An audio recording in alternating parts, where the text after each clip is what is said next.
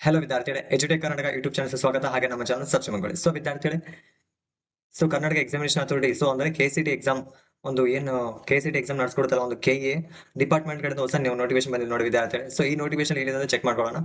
ದಿನಾಂಕ ಏನಿದೆಲ್ಲ ವಿದ್ಯಾರ್ಥಿಗಳೇ, ದಿನಾಂಕ 9/5/2025. 19/5/2025. ಈ ಒಂದು ನೋಟಿಫಿಕೇಶನ್ ಇದೆಲ್ಲ ವಿಕಲಚೇತನ ಅಭ್ಯರ್ಥಿಗಳು ಏನಿದೆ ಒಂದು ಕೆಸಿಟಿ ಒಂದು ಸೆಕೆಂಡ್ ಪಿಯುಸಿ ಸೈನ್ಸ್ ಮಾಡಿದ ನಂತರ ಒಂದು ಕೆಸಿಟಿ ಅಪ್ಲೈ ಮಾಡಿರ್ತಲ್ಲ, ಆ ವಿದ್ಯಾರ್ಥಿಗಳಿಗೆ ಮಾತ್ರ ಇದು ಅಪ್ಲಿಕೇಬಲ್ ಆಗುತ್ತೆ. ಇದು ಕೆಸಿಟಿಗೆ ಅಷ್ಟೇ ಅಂತಲ್ಲ ವಿದ್ಯಾರ್ಥಿ, ನೀಟ್ ಬರೆಯುವಂತ ವಿದ್ಯಾರ್ಥಿಗಳು ಅಪ್ಲಿಕೇಬಲ್ ಆಗುತ್ತೆ. ಒಂದ್ಸಲ ನೀವು ಈ ಒಂದು ವೆರಿಫಿಕೇಶನ್ ಕಂಪ್ಲೀಟ್ ಆಯ್ತು ಅಂತ ನೀವು ನೀಟ್ ಕೂಡ ಅಪ್ಲೈ ಮಾಡ್ಕೋಬಹುದು ಒಂದೇ ಸಲ. ವಿದ್ಯಾರ್ಥಿ ವಿಕಲಚೇತನ ಅಭ್ಯರ್ಥಿಗಳಿಗೆ ವಿದ್ಯಾಕ್ಕೆ ತಪಾಸಣೆ. ಅಂದ್ರೆ ವಿದ್ಯಾರ್ಥಿ ಇದೇನಿಲ್ಲ, ಒಂದು ವಿಕಲಚೇತನರು ಒಂದು ಕೈ ಕಾಲು ಅಥವಾ ಏನಾದರೂ ಡಿಫೆಕ್ಟ್ ಇರುವಂತ ವಿದ್ಯಾರ್ಥಿಗಳು ಏನಿದಾರಲ್ಲ, ಆ ವಿದ್ಯಾರ್ಥಿಗಳು ಒಂದ್ಸಲ ವೆರಿಫಿಕೇಶನ್ ಮಾಡ್ತಾರೆ. ಅವ್ರ ಬಾಡಿಯಲ್ಲಿ ನಿಜವಾಗ್ಲೂ ಒಂದು ಹ್ಯಾಂಡಿಕ್ಯಾಪ್ ಇದಾರ ಇಲ್ಲ ಅನ್ನೋದನ್ನ ವೆರಿಫಿಕೇಶನ್ ಮಾಡೋದ್ರ ಸಲ ಕರಿತಿದ್ದಾರೆ. ಸ್ಪೆಷಲ್ ನೋಟಿಫಿಕೇಶನ್ ಹಾಕಿದ್ದಾರೆ. ಈ ಒಂದು ವಿಕಲಚೇತನ ಅಭ್ಯರ್ಥಿಗಳು ಏನಿದಾರಲ್ಲ, ಆ ವಿದ್ಯಾರ್ಥಿಗಳು ಹಾಜರಾಗದ ಅಭ್ಯರ್ಥಿಗಳ ಪಟ್ಟಿ.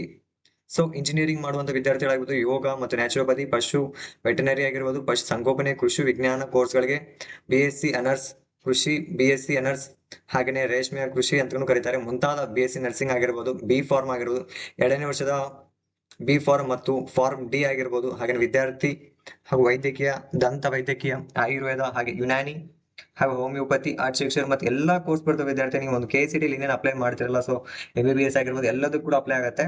ಹೆಲ್ತ್ ಕೋರ್ಸ್ಗಳಿಗೆ ವಿಕಲಚೇತನ ಕೋರ್ಸ್ದ ಅಡಿಯಲ್ಲಿ ಸೀಟು ಪಡೆಯಲು UGCET 2025 ಆನ್ಲೈನ್ ಅರ್ಜಿಯಲ್ಲಿ ಮೀಸಲಾತಿ ಕ್ಲೈಮ್ ಮಾಡಿರುವ ಅಭ್ಯರ್ಥಿಗಳು ವಿಕಲಚೇತನ ಅರ್ಹತೆ ಪರೀಕ್ಷಿಸಲು ದಿನಾಂಕ. ಅಂದ್ರೆ ವಿದ್ಯಾರ್ಥಿ ಯಾರ್ಯಾರು ಒಂದು ಕೆಸಿಟಿ ಅಪ್ಲಿಕೇಶನ್ ಹಾಕಿದ್ದೀರಾ 2025, ಆ ವಿದ್ಯಾರ್ಥಿಗಳು ಆನ್ಲೈನ್ ಅರ್ಜಿಯಲ್ಲಿ ಸಲ್ಲಿಸಿರ್ತೀರಾ.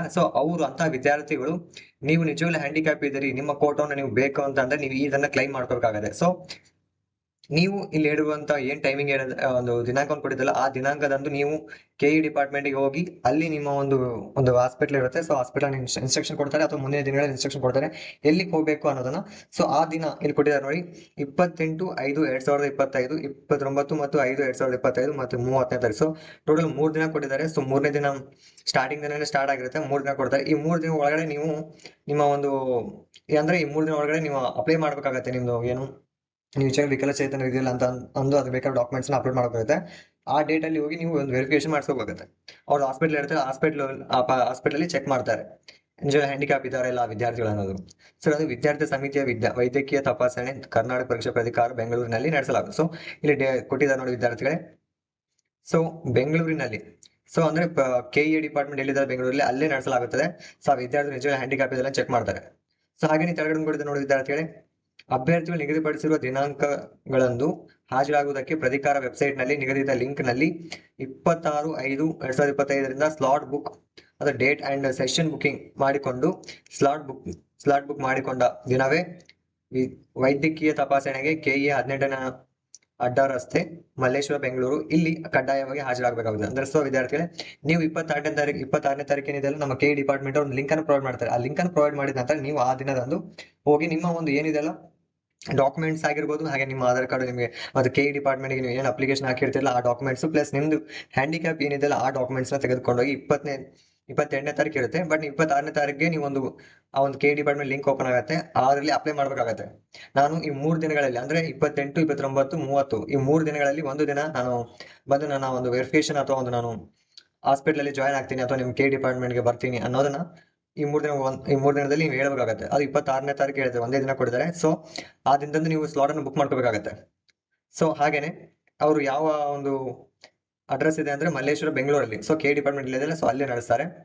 ಹಾಗೆ ವೈದ್ಯಕೀಯ ಸಮಿತಿಯ ಪರಿಶೀಲನೆ ನೀಡುವ ವಿಕಲಚೇತನ ಅರ್ಹತೆ ವಿಷಯದಲ್ಲಿ ವೈದ್ಯಕೀಯ ಸಮಿತಿ ನಿರ್ಧಾರವೇ ಅಂತಿಮವಾಗಿರುತ್ತೆ. ಅವ್ರು ಏನೊಂದು ನಿರ್ಣಯ ಕೊಡ್ತಾರಲ್ಲ ಅದೇ ಫೈನಲ್ ಡಿಸಿಷನ್ ಆಗಿರುತ್ತೆ. ಒಬ್ಬ ವಿದ್ಯಾರ್ಥಿಗಳು ಸಣ್ಣ ಒಂದು ಹ್ಯಾಂಡಿಕ್ಯಾಪ್ ಇರ್ತವೆ, ಏನಾದ್ರು ಸಣ್ಣ ಅಂದ್ರೆ ಎಕ್ಸಾಂಪಲ್ ಒಂದು ಕೈ ಬಟ್ಟಿಂದ ಏನಾದ್ರು ಇದಾಗಿರ್ಬೋದು, ಕಾಲ್ ಬಟ್ಟಿಂದ ಆಗಿರ್ಬೋದು, ನಾರ್ಮಲ್ ಈ ತರ ಏನಾದ್ರು ಸಣ್ಣ ಹ್ಯಾಂಡಿಕ್ಯಾಪ್ ಇದ್ರೆ ಅದನ್ನ ಅವರು ಒಂದು ನಿರ್ಣಯಕ್ಕೆ ಬರ್ತಾರೆ.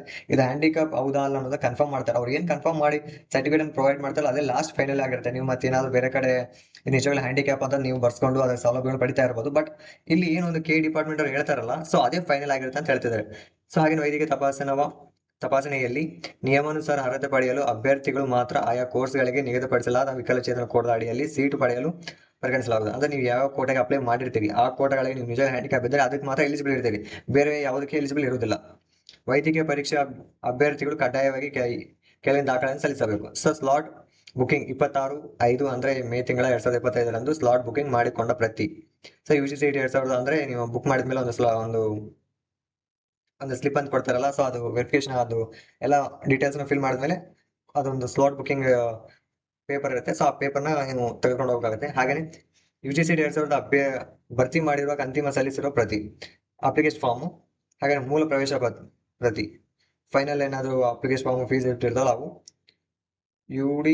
UDID, ಸೊ UDID ಕಾರ್ಡ್, ಹಾಗೆ ಮಾನ್ಯತೆ ಇರುವ ಅಭ್ಯರ್ಥಿ ಭಾವಚಿತ್ರಗಳ ಯಾವುದಾದ್ರೂ ಒಂದು ಗುರುತಿನ ಚೀಟಿ, ಡ್ರೈವಿಂಗ್ ಲೈಸೆನ್ಸ್ ಆಗಿರ್ಬೋದು, ಪಾಸ್ಪೋರ್ಟು ಮತ್ತು ಆಧಾರ್ ಕಾರ್ಡು, ಅಂದ್ರೆ ರೀಸೆಂಟ್ ಆಗಿರೋದಂಥದ್ದು, ಪಾನ್ ಕಾರ್ಡ್ ಆಗಿರ್ಬೋದು, ಚುನಾವಣಾ ಗುರುತಿನ ಚೀಟಿ ಆಗಿರ್ಬೋದು, ಇವೆಲ್ಲವೂ ರೀಸೆಂಟಾಗಿ ಯಾವುದಾದ್ರೂ ಒಂದು ಇದ್ದಿರುವಂಥ ಒಂದು ಗುರುತಿನ ಚೀಟಿ ಬೇಕಾಗಿದೆ. ಹಾಗೆಯೇ ಕರ್ನಾಟಕ ರಾಜ್ಯದಲ್ಲಿ ಯಾವುದೇ ಸರ್ಕಾರಿ ಆಸ್ಪತ್ರೆಯಲ್ಲಿ ಸೇವೆ ಸಲ್ಲಿಸುತ್ತಿರುವ ಸಂಬಂಧಪಟ್ಟ ವಿಕಲಚೇತನ ಕ್ಷೇತ್ರದಲ್ಲಿ ಸಾಕ್ಷರರಾದ ವೈದ್ಯರು ನೀಡಿರುವ ವೈದ್ಯಕೀಯ ಪ್ರಮಾಣ ಪತ್ರ. ನೀವು ಯಾವುದೋ ಒಂದು ಹಾಸ್ಪಿಟಲ್ ಹೋಗಿ ಜಾಯ್ನ್ ಆಗಿದ್ದೀರಿ, ನಾನು ಹ್ಯಾಂಡಿಕ್ಯಾಪ್ ಇದ್ದೀನಿ ಅನ್ನೋದು ಯಾವ್ದಾರ ಒಂದು ಲೆಟರ್ ಇದ್ರೆ ಅದು ಕೂಡ ತೊಗೊಂಡೋಗೋಗಿದೆ. ಲೆಟರ್ ಅಲ್ಲ, ರಿಸಿಪ್ಟ್, ಒಂದು ಹಾಸ್ಪಿಟಲ್ ರಿಸಿಪ್ಟ್, ಸೊ ಅದು ಬೇಕಾಗುತ್ತೆ. ಹಾಗೆಯೇ ಕಿವುಡವುಳ್ಳದ ಸಮಸ್ಯೆಯಿಂದ ಬಳಲುತ್ತಿರುವ ವಿದ್ಯಾರ್ಥಿಗಳು ಕಡ್ಡಾಯವಾಗಿ ಅಖಿಲ ಭಾರತ ವಾಕ್ ಮತ್ತು ಶ್ರವಣ ಸಂಸ್ಥೆ, ಮೈಸೂರು ಅಥವಾ ಕಾಮನ್ಸ್ ಅಥವಾ ಬೆಂಗಳೂರು ಮಣಿಪಾಲ್ ಆಸ್ಪತ್ರೆ, ಸರ್ಕಾರಿ ವಾಕ್ ಮತ್ತು ಶ್ರವಣ ಸಂಸ್ಥೆ, ಲಿಂಗರಾಜಪುರಂ ಹಾಗೆ ಬೆಂಗಳೂರು ಇಲ್ಲಿಂದ ಪಡೆದ BSER ಅಥವಾ ಬ್ರೈನ್ ಸ್ಪೇಮ್ ಅಂಡ್ ಅವಾರ್ಡ್ ರೆಸ್ಪಾನ್ಸ್, ಇತ್ತೀಚಿನ PTA ಮತ್ತು ಬೀರಾ ಆಡಿಯೋಮೆಟ್ರಿ ರಿಪೋರ್ಟ್, ಶ್ರವಣ ವರದಿ. ಸೊ ಇಂಥ ಡಾಕ್ಯುಮೆಂಟ್ಸ್ ಏನಾದ್ರು ಇದ್ರೆ, ನೀವು ಒಂದು ಇದೆಲ್ಲ ಕಿವುಡತನದ ಸಮಸ್ಯೆಯಿಂದ ಬಳಲುತ್ತಿರುವ ವಿದ್ಯಾರ್ಥಿಗಳು ಈ ತರ ಡಾಕ್ಯುಮೆಂಟ್ಸ್ ಏನಾದ್ರೂ ಇದ್ರೆ ನೀವು ಅದನ್ನು ಕೂಡ ಕಂಪಲ್ಸರಿ ತೆಗೆದುಕೊಂಡು ಹೋಗ್ಬೇಕಾಗತ್ತೆ. ಹಾಗೆಯೇ ವೈದ್ಯಕೀಯ ತಪಾಸಣೆ ಕರ್ನಾಟಕ ಪರೀಕ್ಷಾ ಪ್ರಾಧಿಕಾರ, ಸೊ ಮಲ್ಲೇಶ್ವರ, ಬೆಂಗಳೂರು, ಬೆಳಗ್ಗೆ 10 ಗಂಟೆಯಿಂದ ವರದಿ ಮಾಡಿಕೊಳ್ಳೋ ಸಮಯದ ಬಗ್ಗೆ ಸಾಯಂಕಾಲ ನೈಟ್ 9 ಗಂಟೆವರೆಗೆ ಇರ್ತಾರೆ. ಮುಂಜಾನೆ 10 ಗಂಟೆ ಸ್ಟಾರ್ಟ್ ಆದ್ರೆ 9 ಗಂಟೆವರೆಗೆ ಇರ್ತಾರೆ ವಿದ್ಯಾರ್ಥಿಗಳೇ. ಸೊ ನೀವು ಎಲ್ಲಾ ವಿದ್ಯಾರ್ಥಿಗಳು ಒಂದು ವಿಕಲಚೇತನ ಇದ್ದಾರಲ್ಲ, ಸೊ ಆ ವಿದ್ಯಾರ್ಥಿಗಳು ಕಂಪಲ್ಸರಿ ಈ ಟೈಮ್ ಏನಿದೆಲ್ಲ, ಈ ಟೈಮ್ಗೆ ಬೆಂಗಳೂರಲ್ಲಿ ಇರಬೇಕಾಗತ್ತೆ. ಹಾಗೇನೆ ಈ ಟೈಮ್ ಏನಿದೆಲ್ಲ 26/5/2025 ಒಳಗಡೆ, ನಿಮ್ಮ 26ನೇ ತಾರೀಕು ಒಳಗಡೆ, 26 ಸಾಯಂಕಾಲ 6 ಗಂಟೆವರೆಗೆ ಕೊಡ್ಬೋದು, ಅಥವಾ ಎಕ್ಸ್ಟೆಂಡ್ ಮಾಡಿ 28, 27 ಕೊಡ್ಬೋದು. ಸೊ ಈ ಟೈಮ್ ಒಳಗಡೆ ನಿಮ್ಮ ಅಪ್ಲಿಕೇಶನ್ ಹಾಕಿ ನಂತರ ರಿಸಿಪ್ಟ್ ಅನ್ನ ಸೇವ್ ಮಾಡಿ ಇಟ್ಕೊಳ್ಳಿ. 28, 29, 30ನೇ ತಾರೀಕು ಯಾವ ದಿನ ಹೋಗ್ತೀರಿ ಅನ್ನೋದನ್ನ ಬುಕ್ ಮಾಡ್ಕೊಳ್ಳಿ. ಓಕೆನಾ ವಿದ್ಯಾರ್ಥಿಗಳೇ? ಸೊ ಹಾಗೆ ನಮ್ಮ ಚಾನಲ್ ಸಬ್ಸ್ಕ್ರೈಬ್ ಮಾಡ್ಕೊಳ್ಳಿ ವಿದ್ಯಾರ್ಥಿಗಳು.